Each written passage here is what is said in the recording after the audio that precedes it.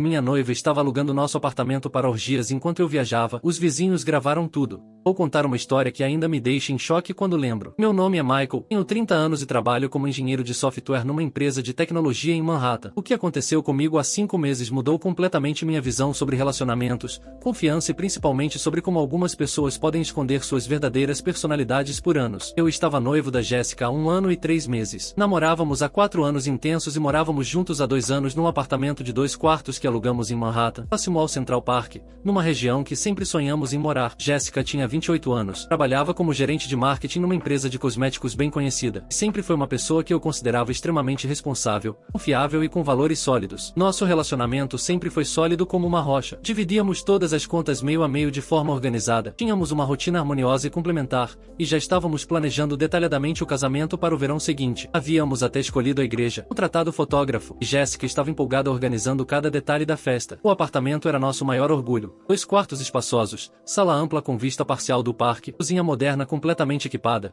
numa região nobre que conseguimos pelo preço justo porque Jessica conhecia alguém no mercado imobiliário. Por conta da natureza do meu trabalho como desenvolvedor de sistemas para grandes corporações, eu viajava frequentemente para outras cidades implementando projetos complexos. Pelo menos 2 ou 3 vezes por mês tinha que ir para Chicago, Boston, Los Angeles ou São Francisco para implementar sistemas, treinar equipes técnicas e supervisionar migrações de dados. Essas viagens duravam geralmente de 3 a 5 dias úteis, às vezes uma semana inteira quando o projeto era mais complexo ou quando havia problemas técnicos inesperados. Jessica sempre foi extremamente compreensiva e apoiadora com minhas viagens profissionais constantes. Dizia que aproveitava esses períodos para colocar a vida pessoal em dia, sair com as amigas do trabalho, fazer atividades físicas que não conseguia quando eu estava em casa, e até adiantava projetos do seu próprio trabalho. Nunca demonstrou ciúme, possessividade ou insatisfação com minha ausência, o que eu sempre interpretei como sinal de maturidade emocional, independência saudável e confiança no nosso relacionamento. Nosso apartamento ficava num prédio de classe média alta bem conceituado, com portaria 24 horas, sistema de segurança moderno e vizinhança tranquila formada por profissionais liberais e executivos. Conhecíamos superficialmente alguns vizinhos do nosso andar, o Mr. Patterson do apartamento ao lado, um contador aposentado de uns 65 anos muito educado, a Mrs. Chen do andar de cima, uma professora universitária de origem asiática extremamente simpática, e o jovem casal Thompson do apartamento em frente, ambos advogados que trabalhavam em escritórios diferentes no centro da cidade. Mantínhamos relacionamento cordial mais respeitoso, cumprimentando-nos nos corredores e elevadores,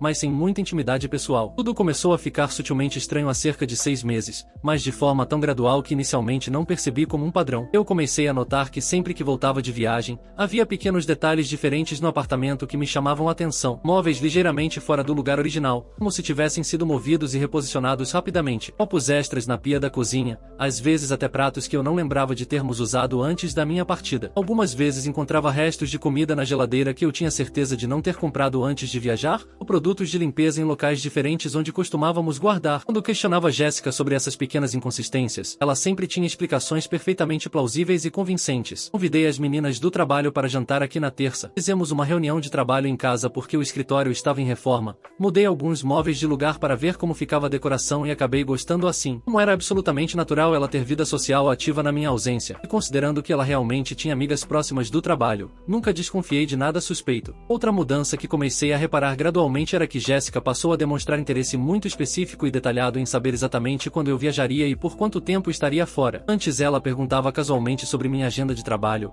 mas por interesse genuíno em minha carreira. Mas passou a querer detalhes muito específicos e precisos, horário exato do voo de ida e volta, nome e endereço do hotel onde ficaria hospedado, cronograma detalhado das reuniões, e principalmente quando retornaria para casa. Dizia que essa informação detalhada era para se organizar melhor na agenda pessoal e não marcar compromissos importantes para quando eu voltasse cansado da viagem. Em algumas ocasiões específicas, quando eu ligava para casa durante as viagens para conversar sobre o dia ou apenas matar a saudade, Jessica demorava mais tempo que o normal para atender o telefone, ou atendia com uma voz estranha, meio ofegante e alterada, dizendo que estava dormindo profundamente ou tomando banho demorado. Às vezes ouvia ruídos de fundo que não conseguia identificar claramente, música baixa, vozes distantes, movimento na casa. Como o fuso horário às vezes complicava nossa comunicação e eu ligava em horários aleatórios, nunca achei muito suspeito essas situações isoladas. Há cerca de 3 meses, comecei a receber olhares genuinamente estranhos e carregados de alguns vizinhos que sempre foram cordiais comigo. Mr. Patterson, que sempre me cumprimentava educadamente no elevador e às vezes conversava sobre esportes, começou deliberadamente a me evitar, desviando o olhar quando nos encontrávamos no lobby ou fingindo estar ocupado com o celular. Mr. Shin parou completamente de sorrir quando nos encontrávamos no corredor, e algumas vezes percebi que ela sussurrava alguma coisa para o marido quando me viam. O casal Thompson passou a me cumprimentar cumprimentar de forma estranhamente formal, sem aquela espontaneidade de antes. Pensei que talvez fosse algum mal-entendido entre os próprios vizinhos, alguma fofoca de condomínio, ou problema administrativo do prédio, nada relacionado diretamente comigo ou Jéssica. A primeira suspeita concreta e perturbadora veio quando voltei de uma viagem de 5 dias para Seattle, onde estava implementando um sistema de segurança digital para uma empresa de aviação. Era uma quinta-feira à tarde de outubro, por volta das 16h30. Cheguei mais cedo do que havia combinado previamente com Jéssica porque meu voo de retorno foi antecipado em 4 horas devido ao cancelamento do voo original. Quando coloquei a chave na fechadura da porta do apartamento, imediatamente ouvi barulho estranho e inesperado vindo de dentro, música alta com batida sensual, vozes femininas rindo de forma efusiva, e movimentação intensa que soava como muitas pessoas. Hesitei por alguns segundos antes de abrir a porta, tentando entender se estava ouvindo corretamente. Quando finalmente entrei no apartamento, encontrei Jéssica na sala de estar com 2 amigas que eu definitivamente não conhecia e nunca havia visto antes, todas as 3 bebendo vinho tinto em taças grandes e rindo de forma exageradamente alta. Havia várias taças espalhadas pela mesa de centro, pelo menos 3 garrafas de vinho vazias, restos de queijos e frios, e um clima geral de festa que claramente estava acontecendo há várias horas consecutivas. Michael, que susto enorme! Jéssica disse, visivelmente nervosa e com os olhos ligeiramente vidrados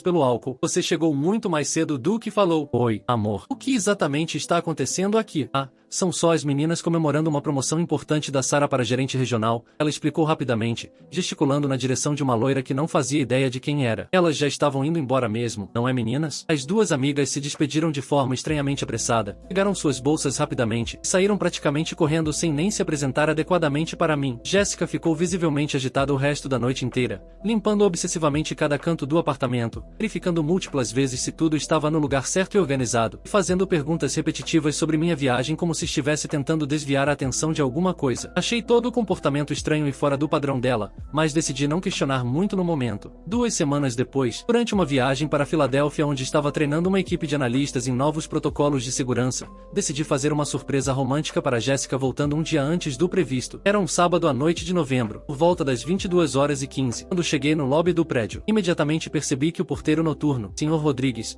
me olhou de forma estranha e desconfortável, mas me deixou subir normalmente sem fazer comentários. No elevador, coincidentemente encontrei Mr. Shin descendo do seu andar. Ela me olhou com uma expressão facial que misturava pena genuína, constrangimento óbvio, e algo que parecia preocupação maternal. Michael, você está se sentindo bem ultimamente? Ela perguntou de forma hesitante e cuidadosa. Estou ótimo, Mr. Shin, trabalhando bastante, mas tudo bem. Por que a senhora pergunta especificamente? Nada demais, querido, só se cuida bastante, está bem? Você é um rapaz muito bom. Fiquei genuinamente confuso com o tom da conversa, mas agradeci a preocupação e subi para meu andar. Quando saí do elevador e caminhei pelo corredor em direção ao meu apartamento, imediatamente percebi que havia música alta e pulsante vindo claramente do meu apartamento. Não era música normal de casa, eram sons que definitivamente pareciam sensuais, rítmicos, com graves marcantes que faziam o corredor vibrar sutilmente. Aproximei-me da porta de entrada com o coração acelerando e ouvi claramente, em múltiplas vozes masculinas e femininas conversando em tom baixo, gemidos ocasionais que não eram de dor, risadas abafadas, e barulhos que definitivamente não condiziam com um jantar tranquilo com as amigas. Meu estômago deu voltas e senti uma adrenalina estranha percorrer meu corpo inteiro. Coloquei a chave na fechadura muito devagar, tentando fazer o mínimo de barulho possível, e abri a porta apenas alguns centímetros para poder observar sem ser visto. O que presenciei me deixou em estado de choque total e traumático. A sala de estar estava completamente transformada num ambiente irreconhecível. Móveis afastados para as paredes, colchões e almofadas espalhados pelo chão, iluminação baixa e sensual criada por velas e lâmpadas coloridas, música ambiente com batida sexual. Havia aproximadamente 8 ou 9 pessoas, homens e mulheres de idades variadas, em diversos estágios de nudez, claramente envolvidos em atividade sexual grupal de forma organizada e consensual. Jéssica estava no centro de tudo, completamente nua, participando ativamente e coordenando as atividades como se fosse a anfitriã experiente de um evento. Fechei a porta imediatamente, com as mãos tremendo descontroladamente, e saí correndo pelos corredores do prédio como se estivesse fugindo de um pesadelo. Não conseguia processar mentalmente o que tinha acabado de presenciar. Minha noiva, a mulher com quem planejava me casar e ter filhos, estava organizando orgias elaboradas no nosso apartamento enquanto eu viajava a trabalho. Dirigi em estado de choque até um hotel próximo ao Central Park e aluguei um quarto para a noite. Passei as próximas 8 horas acordado, sentado na cama, tentando desesperadamente entender como havia chegado a essa situação surreal. Revisei mentalmente todos os sinais que havia ignorado, todas as explicações que havia aceito sem questionar, todos os comportamentos estranhos que havia justificado. Pela manhã de domingo, por volta das 10 horas, voltei ao apartamento com uma mistura de ansiedade e determinação. Jéssica estava sozinha, limpando freneticamente cada superfície da casa com produtos de limpeza forte, claramente claramente tentando eliminar qualquer evidência da noite anterior. O apartamento cheirava intensamente a desinfetante, velas aromáticas e algo indefinível que preferi não identificar. Michael, você voltou. Pensei que chegaria só hoje à noite, como combinamos. Respirei fundo e a confrontei diretamente, sem rodeios ou delicadeza. Jéssica, o que exatamente aconteceu aqui ontem à noite? E não me venha com desculpas ou mentiras. Ela tentou inicialmente negar tudo, inventar explicações absurdas sobre reunião de trabalho que se estendeu, depois mudou para amigos que beberam demais e dormiram aqui, mas era completamente impossível sustentar qualquer versão que não fosse a realidade que eu havia presenciado com meus próprios olhos. Depois de 40 minutos de pressão psicológica intensa, ela finalmente começou a admitir parte da verdade, aos poucos e de forma muito controlada. Disse que havia conhecido algumas pessoas através de uma amiga do trabalho que tinham interesses alternativos e consensuais e que às vezes se encontravam em apartamentos particulares para explorar fantasias em ambiente seguro. E era só uma vez ou outra, muito esporadicamente e que não significava absolutamente nada emocional. Jéssica, seja honesta comigo. Quantas vezes exatamente isso aconteceu no nosso apartamento? Não foram muitas vezes. Michael, talvez umas 5 ou 6 vezes ao longo de alguns meses. E você cobra dinheiro por isso? Essa é a pergunta que não quer calar. Silêncio absoluto. A expressão facial dela me disse tudo o que eu precisava saber. Quanto você cobra para esses estranhos usarem nosso apartamento para fazer sexo grupal? Não é bem assim, Michael. Eles não pagam diretamente, só contribuem com algumas despesas da casa, como vinho, comida, produtos de limpeza. Pressionei mais e descobri que Jéssica estava literalmente alugando nosso apartamento como local para grupos de pessoas que praticavam sexo grupal organizado. Cobrava entre 200 e 500 dólares por noite, dependendo do número de participantes, a duração do evento e dos serviços adicionais que oferecia. Exigi que ela me contasse absolutamente tudo, sem omitir nenhum detalhe, ameaçando chamar a polícia se continuasse mentindo. Nos últimos 6 meses, sempre que eu viajava por mais de 2 dias, ela organizava esses encontros alternativos através de contatos que havia feito em sites especializados. Havia até um grupo privado no WhatsApp e Telegram onde as pessoas interessadas faziam agendamentos antecipados, especificavam preferências e transferiam dinheiro via PayPal. Nosso lar havia literalmente se tornado um ponto de encontro comercial para orgias pagas e organizadas. E você participa sexualmente desses eventos, Jéssica? Às vezes, nem sempre. Depende do grupo específico e do que eles querem. Senti como se tivesse levado um soco no estômago. Eu estava vivendo um pesadelo em vida real. Minha noiva estava prostituindo nosso apartamento e, ocasionalmente, se prostituindo também durante minha ausência. Saí imediatamente de casa e fui direto ao escritório do síndico do prédio no térreo. Expliquei toda a situação com detalhes e pedi para ver as gravações das câmeras de segurança dos corredores e lobby dos últimos meses. O que descobri através dessas gravações foi ainda mais chocante e perturbador. Nas gravações era possível ver claramente pessoas estranhas entrando e saindo do prédio em grupos organizados, sempre nos fins de semana que eu viajava. Algumas vezes eram 6 pessoas, outras 8,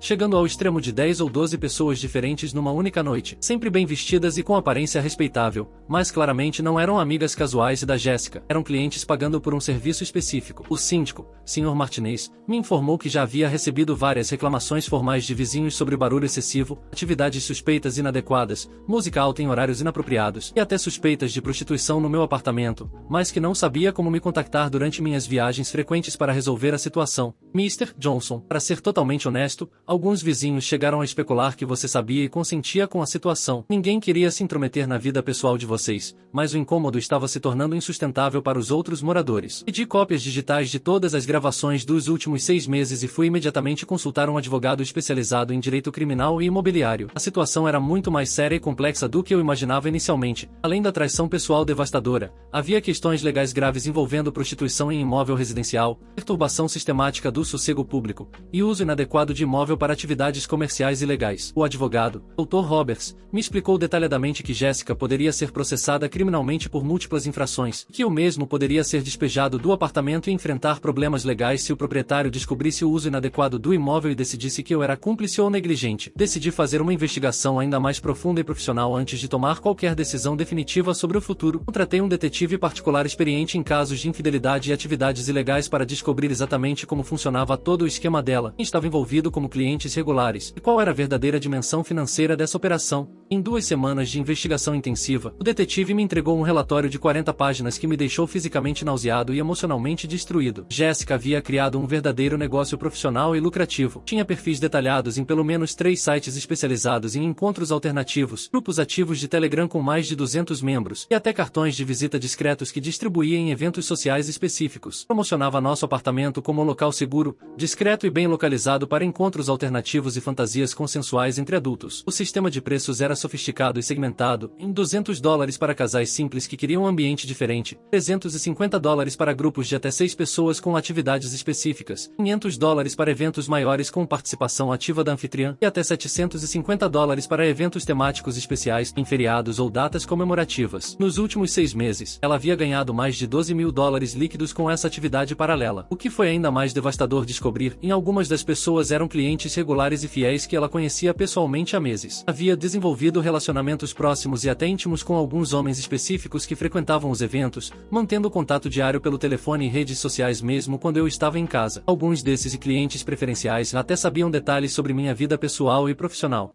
O detetive também descobriu que alguns vizinhos mais observadores haviam criado seus próprios registros da atividade suspeita. Mr. Patterson, especificamente, tinha um dossiê pessoal completo sobre as atividades, incluindo fotos discretas de placas de carros, horários específicos de entrada e saída, e até gravações de áudio do barulho excessivo. Mr. Shin havia anotado datas e horários em um diário pessoal, relacionando com minhas viagens que ela conhecia através de conversas casuais no elevador. Quando confrontei Jessica mais uma vez com todas essas evidências irrefutáveis, relatórios, fotos, gravações, comprovantes bancários, ela desabou completamente em lágrimas histéricas. Chorou de forma descontrolada, admitiu absolutamente tudo sem mais tentativas de negação, e disse que havia começado como algo pequeno e inocente para complementar nossa renda familiar, mas que tinha saído completamente de controle e se tornado algo que ela não sabia mais como parar. Por que você fez isso conosco, Jessica? Nós nunca tivemos problemas financeiros sérios. Eu não sei explicar racionalmente. Michael, começou quando uma colega de trabalho me falou que ganhava dinheiro extra alugando o apartamento dela para casais que queriam privacidade. Pensei que fosse algo simples e ocasional,